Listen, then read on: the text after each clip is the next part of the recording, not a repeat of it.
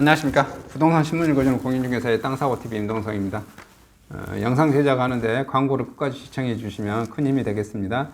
오늘은 매물이 쌓이는데 살 사람이 없네. 강주 주택시장 냉각기, 이게 큰 제목입니다. 사랑방 부동산 아파트 동향 분석을 봤더니 정부 고강도 규제, 코로나 여파, 매매 전월세 거래 크게 줄었고요. 거래 절벽의 매물 적체 현상도 실수요자 선택폭은 넓어졌습니다.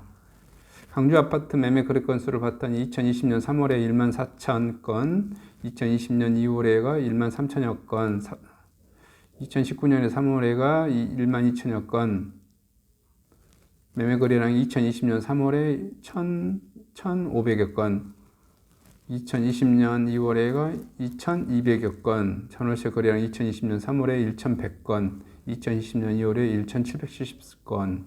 신종 코로나 바이러스 감염증 여파로 광주 지역 주택시장에 찬바람이 거세게 불고 있습니다.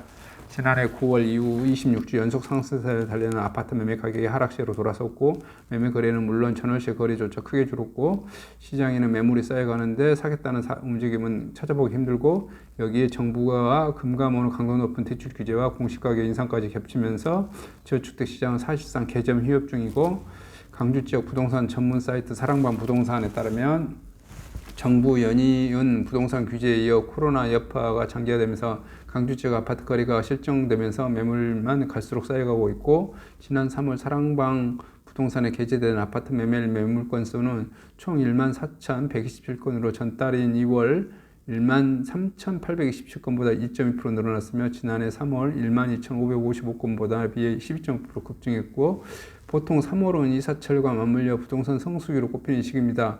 설 연휴가 끝난 뒤 부동산 매물이 시장에 쏟아지고 이에 맞춰 거래량도 증가해 왔습니다. 하지만 코로나19로 대면 할당이 어려워지고 전반적인 경제 위축으로 집값 상승에 대한 불확실성이 커지면서 거래가 줄고 매물이 적체 현상이 벌어지고 있는 것이고, 집을 팔려는 매도자와 집값이 더 떨어지지 않을까 기대하는 매수자 간의 시각 차이도 거래 감소를 불러오고 있다는 분석이고요.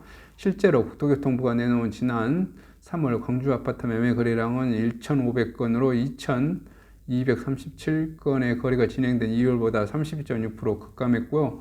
전월세 거래도 비슷한 양상을 보이고 있습니다. 지난달 광주는 1,100건의 아파트 전월세 거래가 이루어졌는데요. 2월 1,774건보다 38% 감소한 수치입니다. 3월 아파트 거래량이 2월보다 줄어든 것은 매우 이례적인 현상입니다. 지난해 3월 아파트 매매 거래량은 전달보다 5.6% 증가했고 2018년 47.5% 급증한 바 있습니다. 전월세 역시 2019년 10월, 2018년 14% 각각 증가했었습니다. 사랑방 부동산 최현홍 팀장님은 시장에 유입되는 공급량을 증가한 데 비하여 매수 수요가 급감하면서 한국감정원 주간 가격 동향 3월 5주부터 2주 연속 감소로 돌아섰으며, 이 같은 가격 흐름이 유지될 경우 실수요자 선택 폭이 넓어지면서 코로나19 종식 후 대기 중인 매수 수요가 다시 살아날 가능성도 있을 것이라고 보인다고 말했고요. 한편 강주 지역 아파트 매매 가격이 2주 연속 하락했습니다. 전주 마이너스 0.01, 이어 4월 1주 광주 아파트 가격이 0.01 하락했습니다. 자치구별로 보면 동구 마이너스 0.01, 서구 마이너스 0.01, 남구 마이너스 0.01, 북구 마이너스 0.01 떨어졌고요. 광산구는 0.00 보합세를 기록했습니다. 예상 이미 됐던 거라고 봐야겠죠. 모든 게 코로나 때문에 지금 거래량이 줄는데, 아파트 부동산이라고 안 줄이라는 법은 없죠. 대체적으로 다 줄어야 정상이겠죠. 예상됐던 특이한 전전년도 과거 통계를 보면 3월에 2월보다 훨씬 거래량이 전월세나 매매 거래량이 증가했던 게 당연한 건데, 코로나라는 특수한 상황 때문에 이번 3월달이 2월달에 비해서 통계량적으로 대폭 주는 것이 이상한 현상은 아니다라고 보여지겠습니다.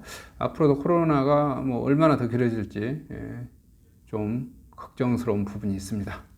이상 호남권 부동산 소식을 마치도록 하겠습니다. 감사합니다.